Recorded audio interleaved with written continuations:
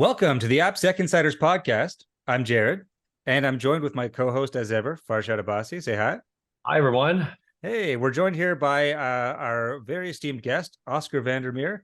He is the CEO currently of MergeBase and previously spent 18 years working with the Central One Credit Union. He's got a deep history working in technology, supply chain attacks, not providing them, but securing against them. And he's got a lot to say today to help us secure our applications.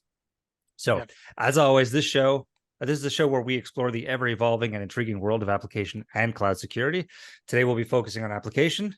Before we get into today's discussion, there are a few housekeeping items. So, to meet us in person, check out our events page, or we'll be at a couple of us will be at DEF CON coming up. Also in Vancouver, we've got the OWASP Vancouver and the ISACA meetup that's happening August 24th. Tune in for more details to follow. And of course, if you spot us at DEF CON, come up to us, say hi. We'll be wearing our Forward Sec t-shirts until they get smelly at the end of DEF CON, so you'll be able to spot us. Recently, we launched our Eureka DevSecOps platform, which centrally orchestrates your scanners, correlates the results, and manages your application's security threats and risks all in one place. So check it out on our website or in the Azure Marketplace. Also, if you're an AppSec professional and you're looking for an opportunity to work with some of the best in the industry, or if you're a developer with an interest in cybersecurity, be sure to check out our careers page at forwardsecurity.com/careers. Lastly, if you're not already subscribed, please consider subscribing and sharing with anyone who you think may enjoy listening. That would mean a lot to us. Okay, gentlemen, it's good to see you. What shall we discuss today regarding supply chain attacks and vulnerable dependency checkers and source composition analysis tools? Let's get into it. Yeah, Jared, I think since the Biden administration took into power in 2021, they prioritized software supply chain security by putting out an executive order. I mean, things were getting out of control, right? You had all these different attacks, SolarWinds, all kinds of other stuff that were happening that took advantage of software components that were coming from third parties, and you don't really know what's in them, and all kinds of problems can arise, as we all know very well. So the U.S. the instigator for that was the Log4Shell incident, right? That was a big one. It was like that's what prompted the Biden administration right? to do that. Yeah. So enough is enough, right? And then they put out this executive order mandating NIST to come up with guidelines that companies would follow to build software security. Those guidelines came out last year. I think it was around May to September. I can't remember the exact date, but now they have the recommendations. NIST has a few number of them. One of them is around how you should build software security, and particularly how you do vulnerability management and knowing what components your software includes. And another one is around how you test software. So I know, Oscar, your company specializes in that particular domain. So love to hear your thoughts on the current state of the industry and how things are shaping up. Yeah, is everything perfect? Is everyone safe? Do we not have to worry about it anymore? Well, I mean, software supply chain attacks have increased tenfold over the last 2 years. So I think that question is easy to answer. We're not there yet, and I think to continue on what Farshad was talking about with the U.S. government, I think probably the U.S. government is leading kind of the policy in this area, because they're feeling the pain. I mean, I think you mentioned SolarWinds. That was probably a watershed moment for supply chain attacks. Before, yeah, sure, a few insiders knew about software supply chain attacks, but there was no broad recognition. And then suddenly, high-profile targets like Homeland, Ministry of Homeland the Security, Pentagon, Microsoft, they all got hacked. 18,000 organizations was only detected months after the attackers essentially had already left and had all the things they wanted. So so I think that was the watershed moment that led to the executive order. And now we saw in March actually a new cybersecurity policy from the US government, and surprisingly quick, they followed that up with an implementation plan that was actually released last week, right? So for that's 3 months, right? So from strategy to implementation plan, that is lightning speed for governments, right? That's extremely quick. I mean, in Canada, that would take us, years probably. So, so that's kind of also shows a little bit the the urgency behind it. Right, tenfold increase in attacks when it over the last 2 years, and 2 years ago, effectively, we already thought it was too much. So that acceleration of policy, it's not. We're not in a good space yet, right? That's very clear. And so, what types of things would you like to see? What kinds of mandates or requirements would you like to see in an ideal world from the government? Well, the ideal would be is that government, that's my personal opinion, that we wouldn't have needed government intervention. But it would have been better if everybody did their risk analysis and said, well, this risk is becoming too big. It's kind of outside of our risk appetite, and we need to take action. But clearly, that is not happening, and that's why governments feel compelled to step in. Even in Canada, there's actually an act going to Parliament right now around software supply chain issues. It's higher level than what we've seen in the US, but it definitely is moving in the right direction. I think the first step is what is happening in a number of countries, is to make clear where the responsibilities lie. Because part of the reason, if you go back, what's the root cause of why are we here?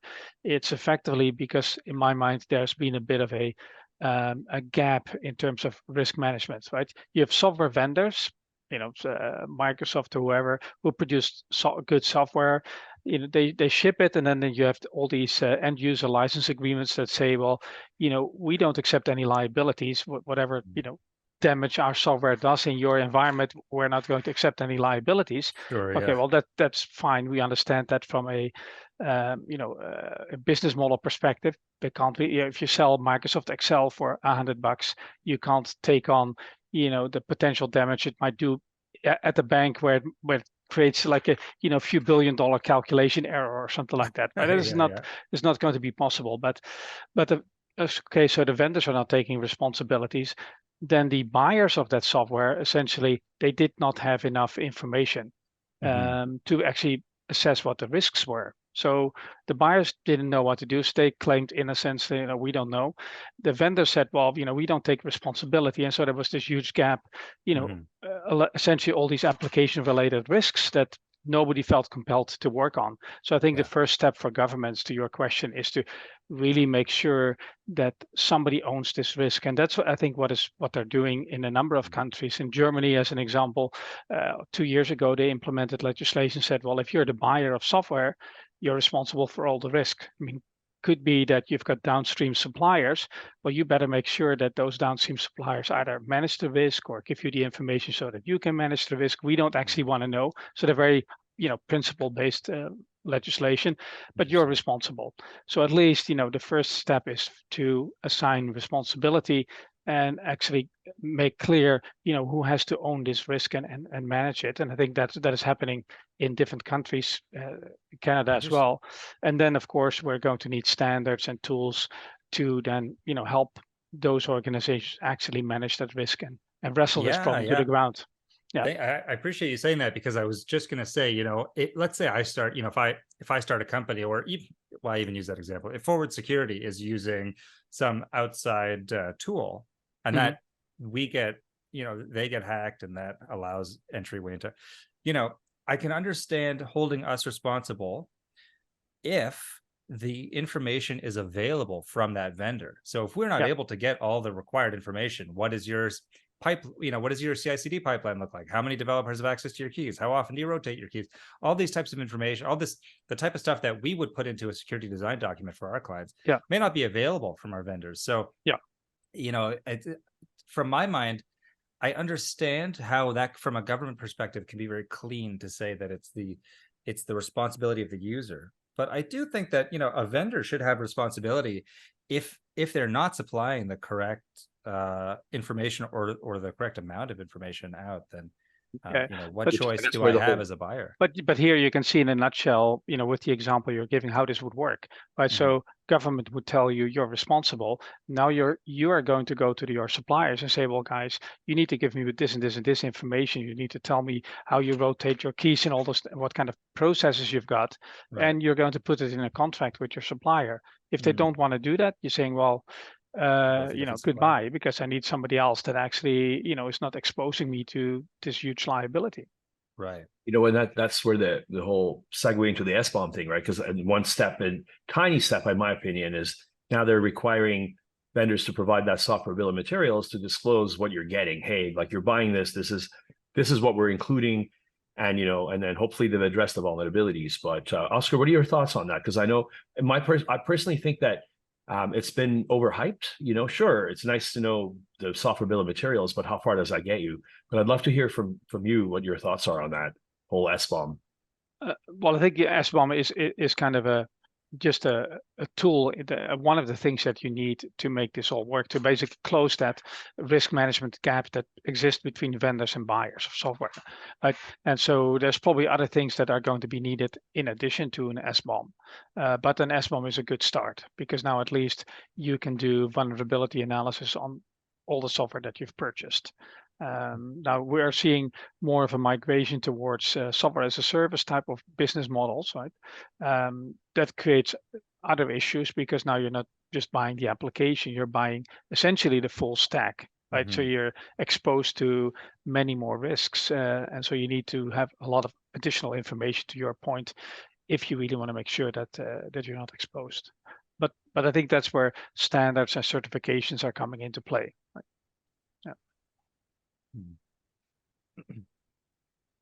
Yeah.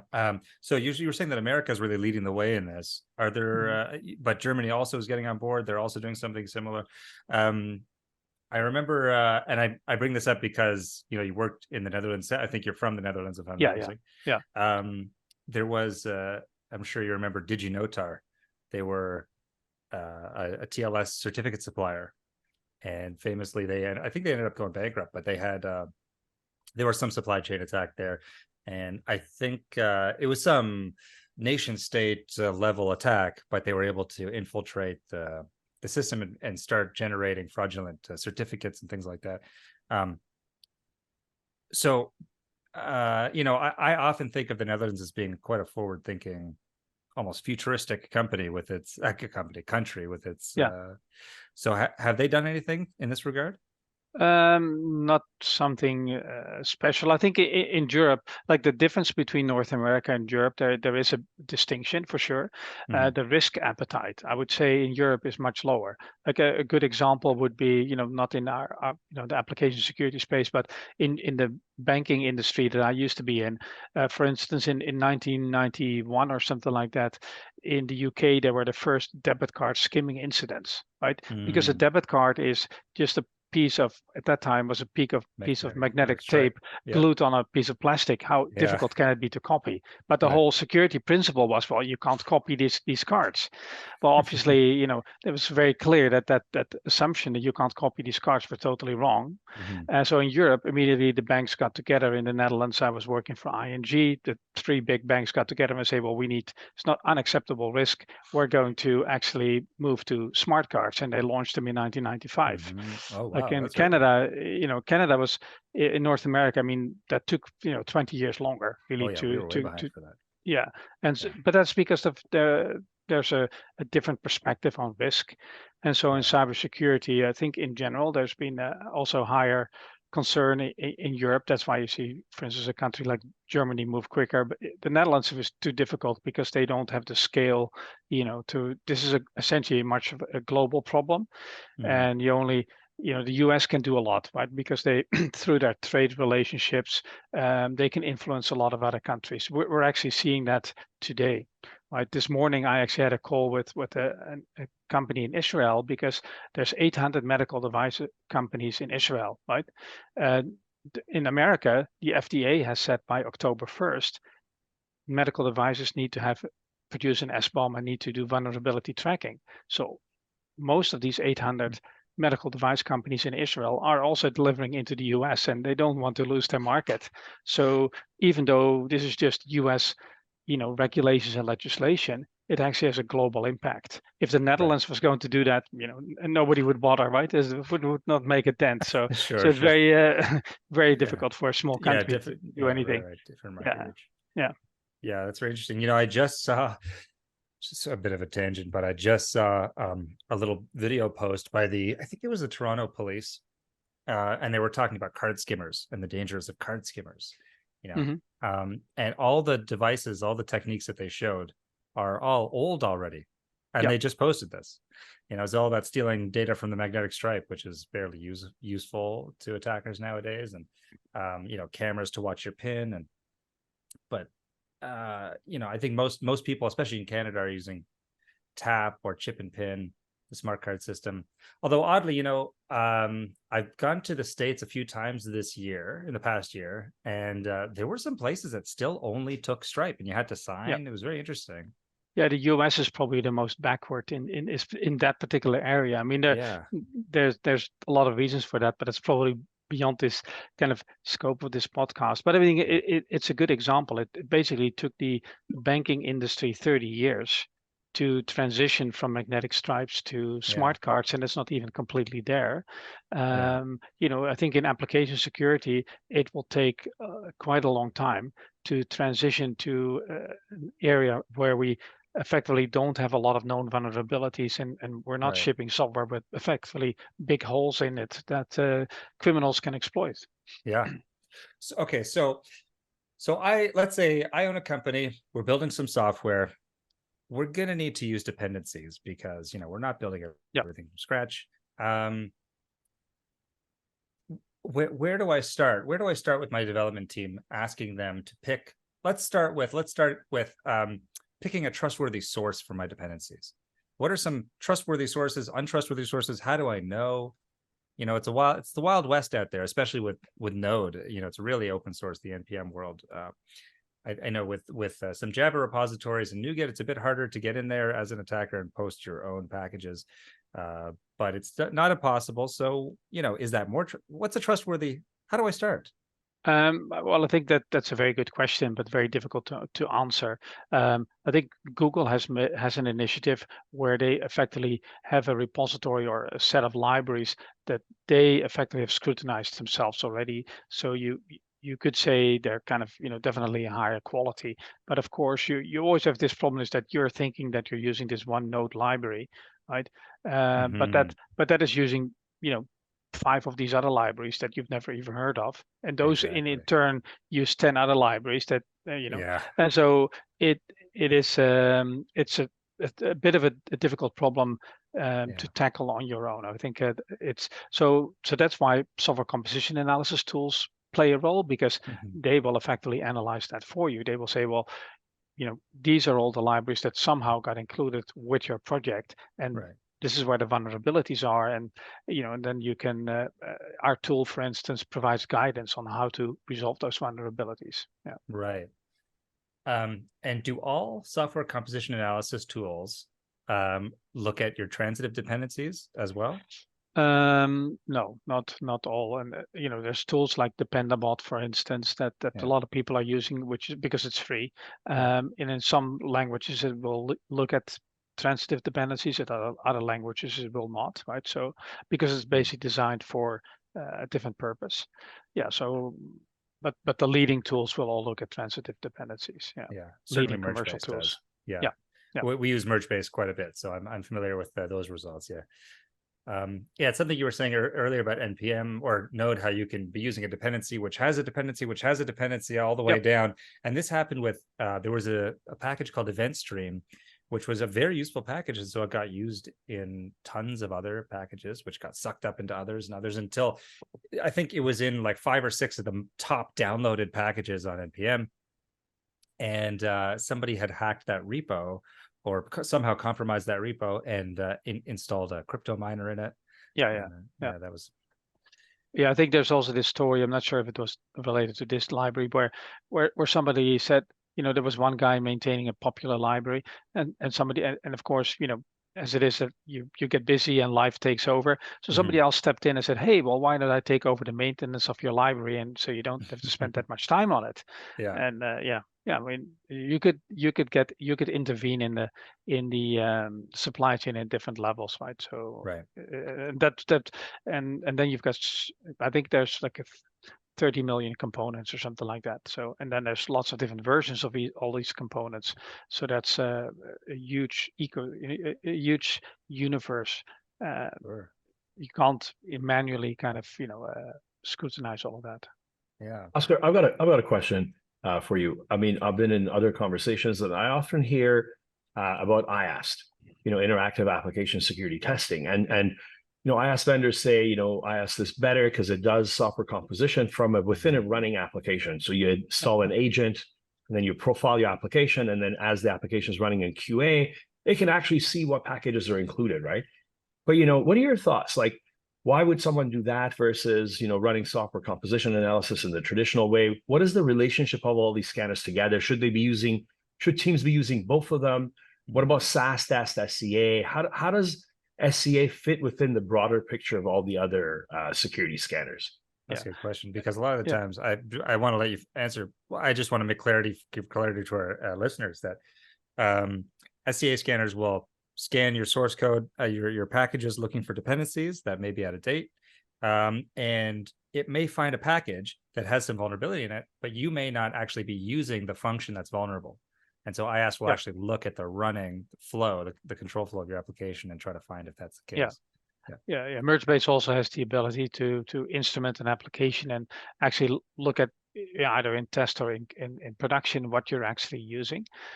So we have a lot of experience kind of, with this. I actually have a whole presentation on that topic, because the answer is complicated. But even if you are never in a normal usage of the application using a library, depending on the type of vulnerability, and I can actually demo that to you if you want it.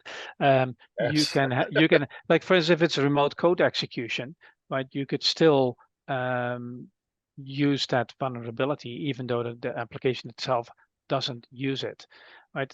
Because modern programming languages have a lot of dynamic capabilities, right? And they have also things like serialization, right? With serialization, what you do is you have a bunch of objects in the application and you stream it to a text file. And, JSON is a kind of a very well-known format, Java serialized object notation.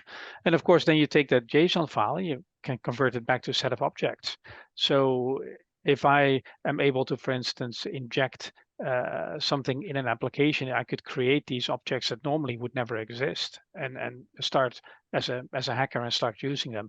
That's why, for instance, we've seen so many what's called serialization type of attacks, right? They leverage this, fantastic flexible capability in applications, unfortunately in a bad way. Yeah. So yes, I mean, it's good to understand what pieces are being used, and in some cases that is sufficient. It means that if, say, denial of service attack as an example, if it doesn't get used, then you're not susceptible to that particular type of attack. But in other cases, like remote code execution or serialization, you could still exploit these components. Yeah. And I think it's also important to note that, while you may not be using a particular function in a library now, because you have that library installed, it's not impossible to imagine that in some near future update, some developer goes, oh, we have a library for that. Let's just use it. We have a function for that. Let's use that. And so it can get implemented. Yeah. It's kind of a fascinating topic. I mean, what we're also seeing with customers is that as applications gets older, this problem essentially becomes worse, because then less and less and less of the libraries get used. We've had instances, won't mention any names, where we saw that only like 5% of the libraries got used, and so you've got, and of course you can imagine that other 95% of those libraries were not the most newest versions, had a lot of vulnerabilities, created effectively a very large attack surface, right? So this is. And so then you're asking the application team, well, why are you guys including all these libraries if you're not really using them? And essentially what happens is that, everybody's looking at each other because nobody knows. And well, I came into this project, if it was already built when I came exactly, into it. That's yeah. I mean, I'm better not touch it because you never know, right? So you pull out some translation library and all of a sudden the whole screen flips upside down. It's it can definitely work that way. I was going to say something about people taking over projects. Nope, it's gone. Farsha, go ahead.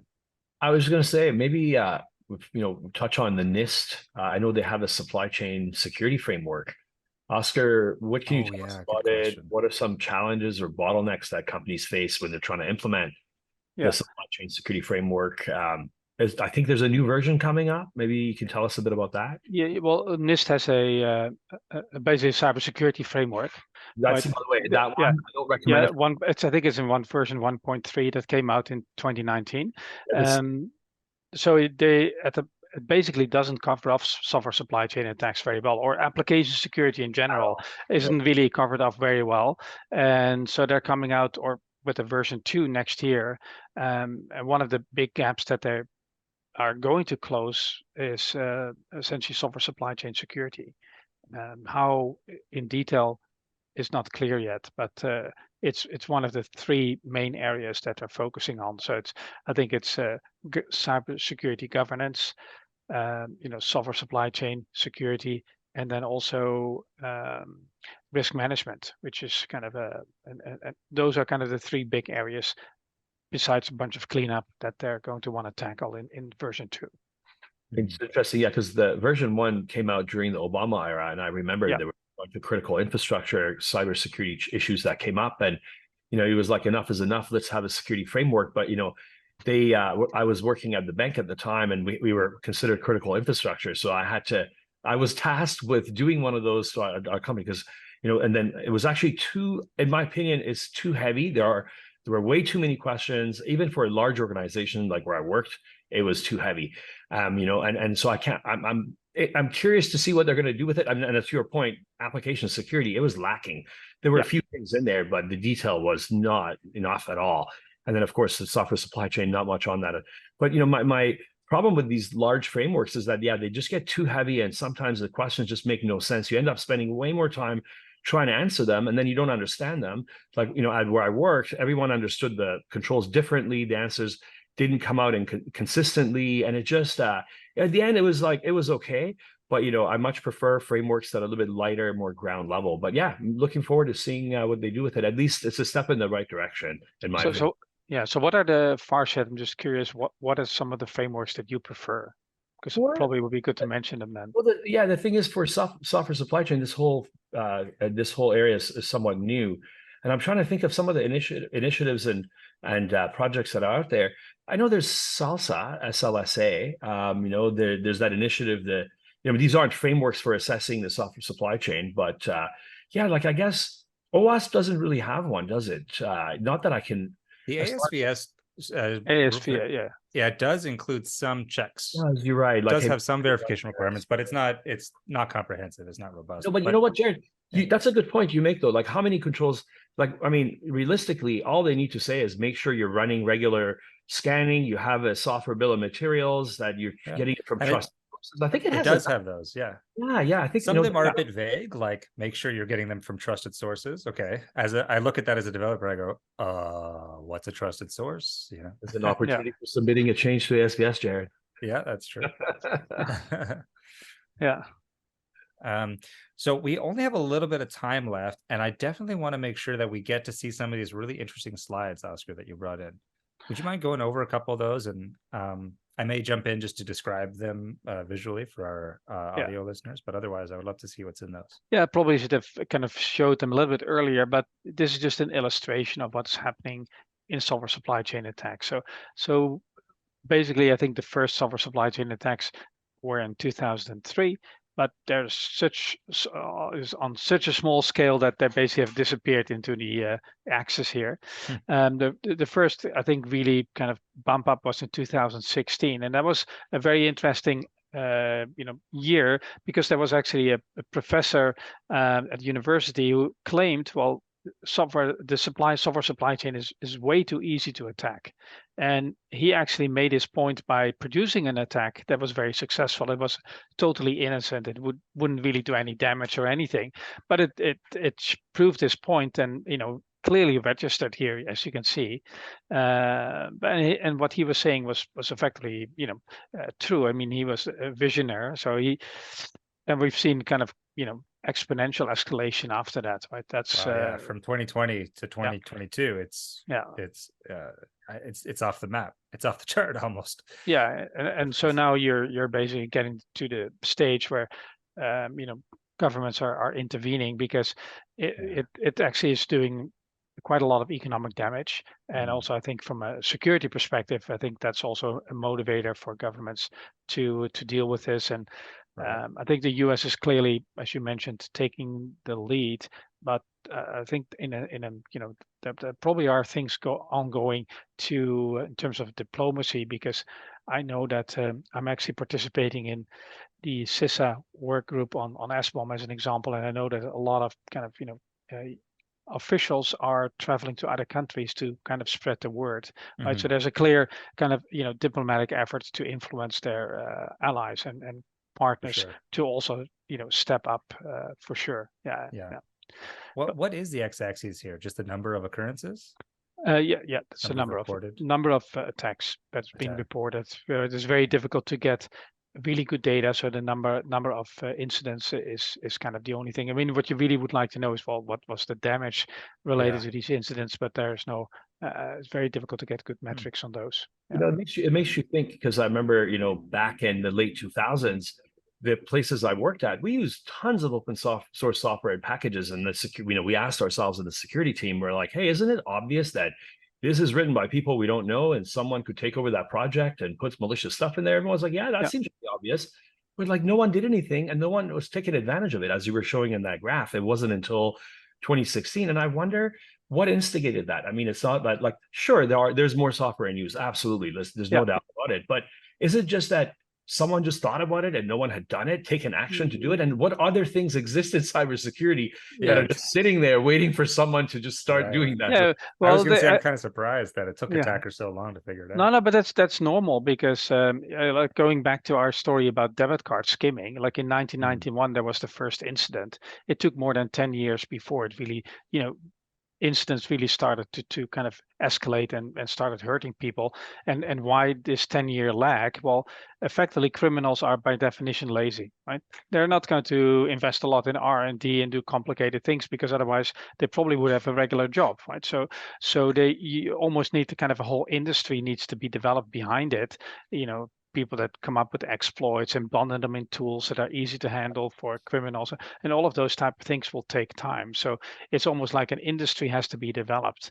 But then, of course, then once it's developed, then it starts escalating, and that's the curve that we currently are in with software supply chain attacks. And so that's why a lot of measures needs to be taken, similar to in the debit card space or credit card space, where we moved from magnetic stripe to smart cards. We need something like that in the software supply chain space, and SBOMs are probably part of that. But to Farshad's point, it's probably not sufficient. You need other things as well in addition, right? Yeah, and so there's lots of things to worry about in terms of dependencies. You want to make sure initially that whatever package you're using is from a correct source. You want to make sure you're spelling it right, so you don't get what's the term for that? Typo squat. Typo squatting, dependency confusion. You want to make sure that even if the version doesn't change, that the package you're getting is always the same package. So you take a checksum and you check its integrity every time you download it. Browsers have that built in, but for the server side, I don't think many package managers have that built in. So there's a lot of different angles for an attacker to look at. I just want to mention a couple of projects that's worth for audience to check. Oh yeah, please, yeah. Links, we'll post the links in the show notes, but one of them is the Omnivore project. The other one is Sixstore. They're definitely projects worth looking into. I believe Sixstore is the one that, let's see, which is it, one of the Apache Foundation ones. Let's see here. Yeah, these initiatives have come about to try to address the software supply chain. Sixstore is the one that it is. How do you spell it? Six, like the number? SIGSTORE. It's a Red Hat. Yeah, it's a Google, Red Hat, Cisco. All these people have collaborated to sign, verify, and protect. So it allows you to make sure your software is what it claims to be. So it's an effort that they help with software signing and stuff like that for open source security. Great project. And then the other one, the Omnivore, that's another one worth checking out. They're also trying to map out creating a graph of everything that's included and being able to trace lineage and things like that. Met one of the project contributors at a conference earlier this year. Now, when I Google that, I'm not getting anything. So is it just omnivore spelled the normal way? It's Omni. I'll send it to you in Zooms. It's omnibor.io. Oh, omnivore.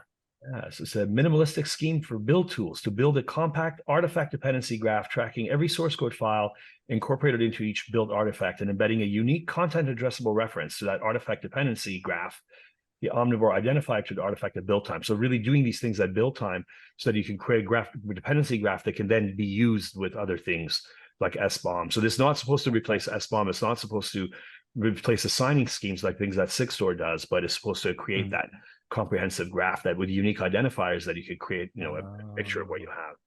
Oh, okay. Yeah, because just uniquely identifying components is still one of the major problems, right?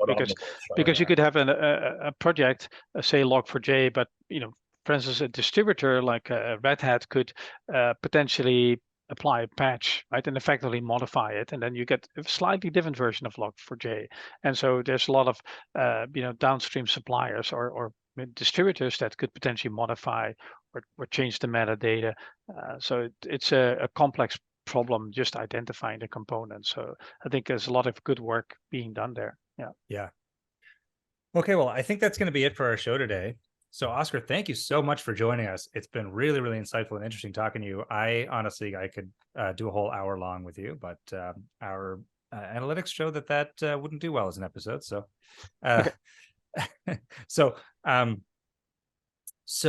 what do I want to say just before I wrap up? I want to say all of the links for the things that we've been talking about, they'll appear in the show notes. So stuff about the Omnivore project, Sigstore.